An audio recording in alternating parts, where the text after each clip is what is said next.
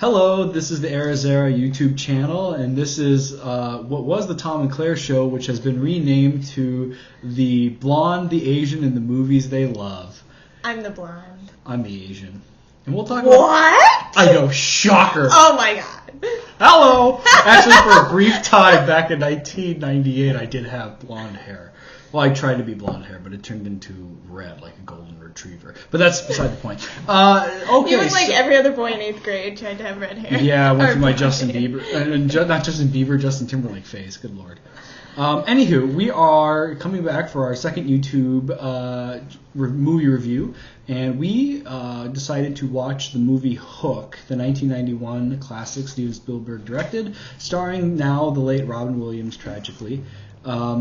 So that just briefly before we begin, we decided to watch Hook this time. We were thinking about watching a couple of other movies, but because of the recent passing of Robin Williams, we decided to honor him by watching one of our childhood classics.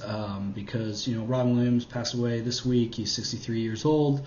But really, I actually am kind of surprised how young he was, because he was in the entertainment industry for 40 years.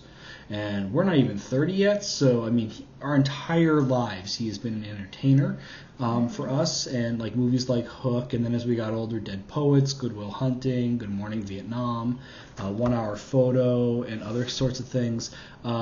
It's just been a very, it's a very sad circumstance, dealing with depression, and now recently revealed that he had Parkinson's disease, early onset, and he regretfully committed suicide. So we decided to honor him by watching one of his movies that we both enjoyed. Mm-hmm. So let's kind of go down our usual script is that we talk about the things that we liked about the movie, the things that we didn't like.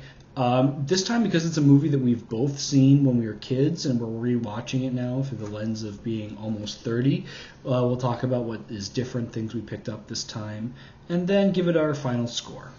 Good. Oh, yes. Claire, do you want to start with things that you liked about the film? Things that you liked. Well, you can't help but get caught up in the settings and the displays and the scenes and the what's the word I'm looking for? The effects, the whole feel of it. Everybody has such detailed costumes and such detailed landscapes, and so you really kind of start to feel like they didn't half-ass anything. Like, it was very well done with the costumes and the settings, and I think that would definitely be my favorite part, beyond just the story of Peter Pan, which is a classic in and of itself, and this whole kind of, which I think now that we're older, we can appreciate a little bit more on this whole. When you're a kid, you get caught up in the fighting and the when you're a kid, I'm still caught up. Well, okay, there's that. But then when you get a little bit older, you can kind of get a little bit more deeper into the whole. Oh, right. You're right. No, I know what you mean. Because I know you and I were talking earlier about how we've had kind of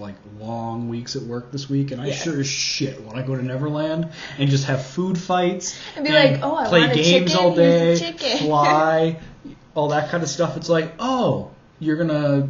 Yeah, anywho, I know what you mean. Yeah. Thank you. I enjoyed that. And anything else that you had for favorites or likes? That was the big one.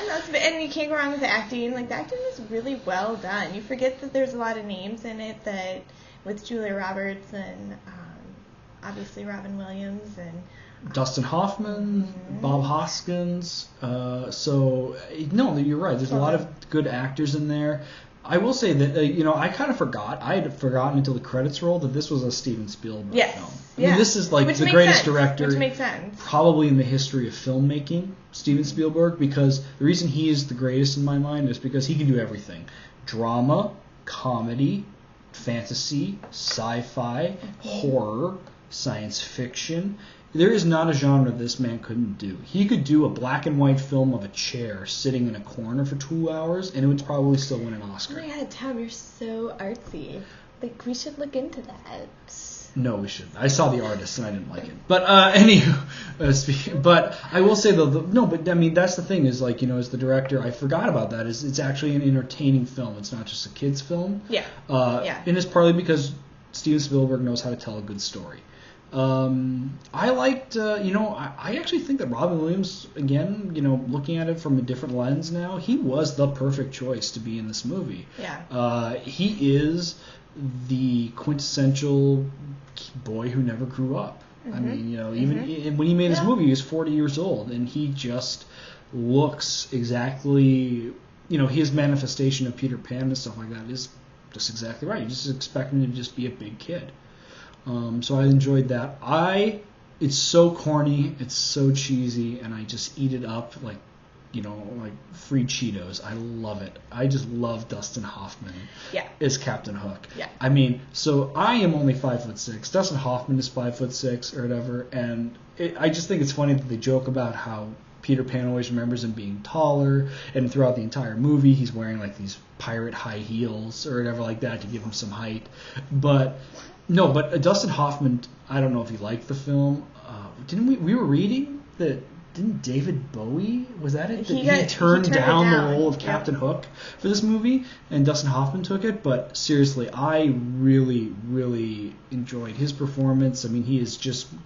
Seriously, they just took him right off the page of the... Well, and he carries the movie. And he absolutely does. It's Hook. I mean, it is Hook. It's not Peter Pan. It is Hook. The movie is about Hook, really. Mm-hmm. And also, they just pull him right off the page of the paperback books that we remember as kids, as well as the animated film, and that is exactly it. Well, not even at the end, he stays evil to the very end. There's none of this, coming to Jesus moment where he's all, I'm gonna let you go, I'm not gonna stab you in the heart. He puts he pulls a knife on Peter Pan with his back turned while he's holding his kid's hands. Yeah. So, No, you're right. He absolutely is evil through and through. Yep. So I mean, that's kind of the things that I enjoyed. I enjoyed the storytelling of it. I enjoy that it's entertaining. Yeah, very. So many years later. So things that I didn't like about the film. I'll start with that first. Oh, there you go. Okay. Things that I didn't like. It is a little long. It's a little long of a movie. Which kind of surprised me because I remember halfway through I got out my phone and started checking Twitter. And I was like, put that away. But then I thought, what kind of 8-year-old has the attention span to stay through some of these longer scenes? Not this 8-year-old. When I was 8 years old, I would just hit fast forward on my VCR remote and go right to the point where he becomes Peter Pan.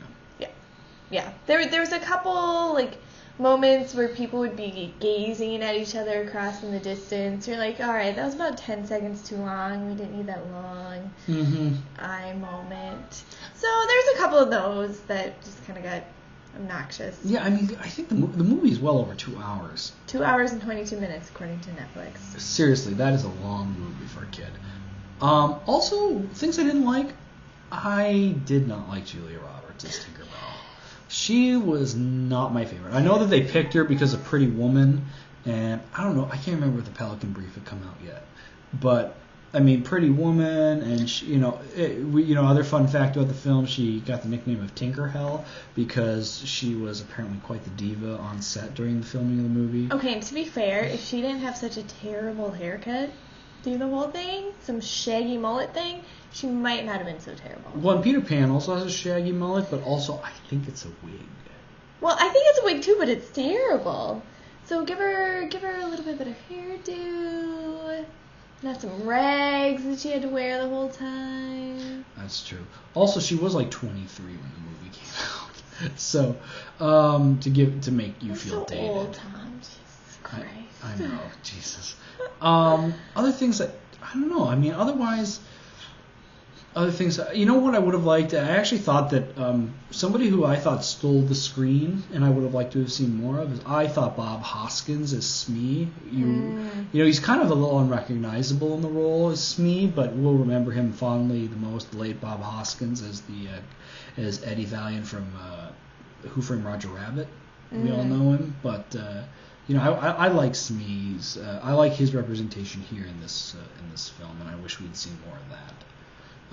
Don't like the kids; they're annoying. I like Maggie actually. Jack is just a pain in the ass.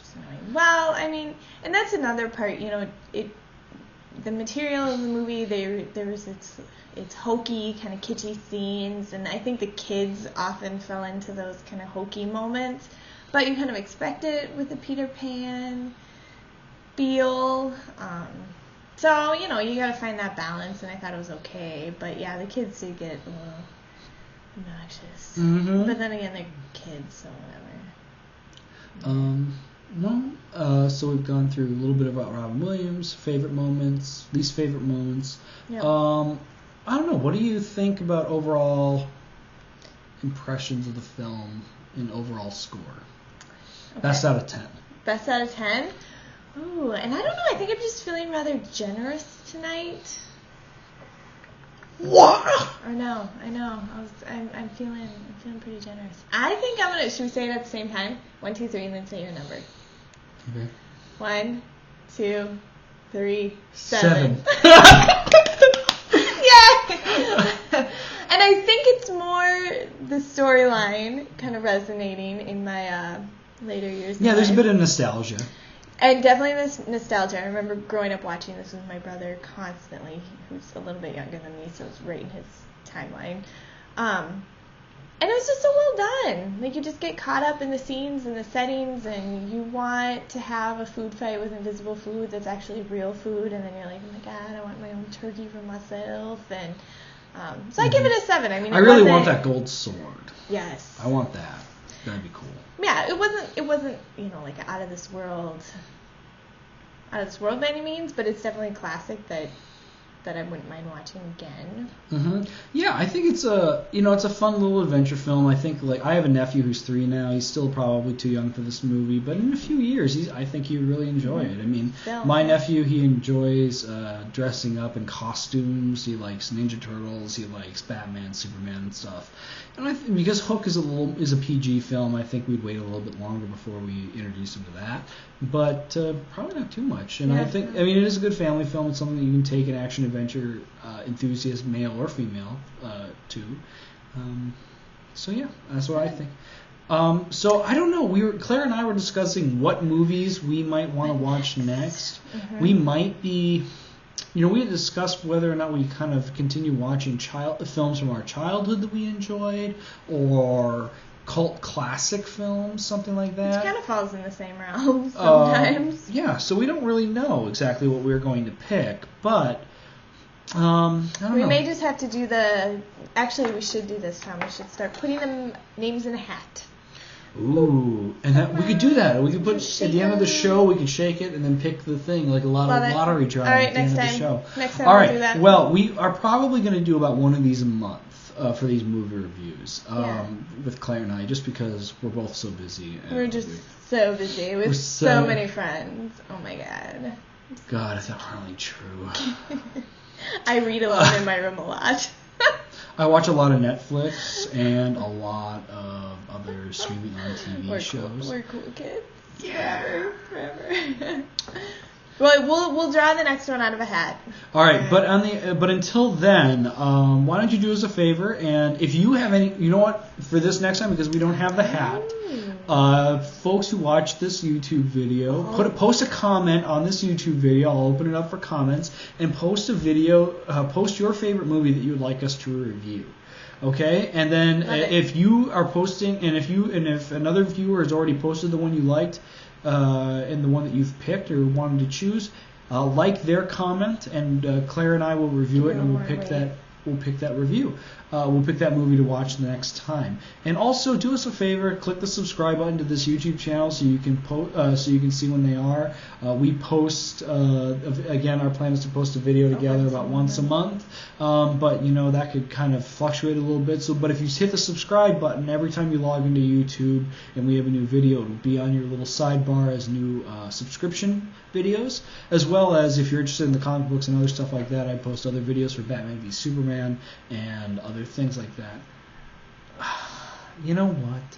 You don't get to give me the nerd hubbub when you're obsessed with Arrow but haven't watched season 2.